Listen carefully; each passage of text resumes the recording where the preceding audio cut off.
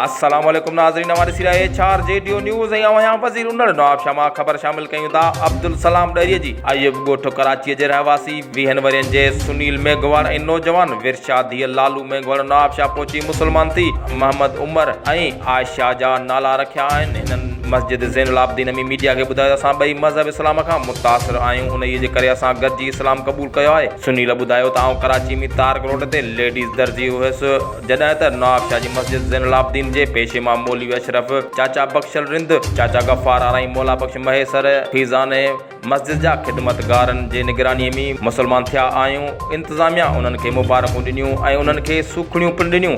बेटा आपका नाम क्या है? मोहम्मद उमर। हाँ? मोहम्मद उमर। पहले नाम क्या था? सुनील। वालिद का नाम क्या था? सर्जन। क्या काम करते थे तुम? Ladies tailor. हाँ? Ladies tailor. Ladies tailor? जी। कहाँ लेडीज टेलर थे? कराची। कौन सी जगह पर? तारिक रोड। हाँ? तारिक रोड। तारक रोड पर। जी। अभी मुसलमान हो गया है तू? जी। क्या नाम है आपका? मोहम्मद उमर। हाँ हाँ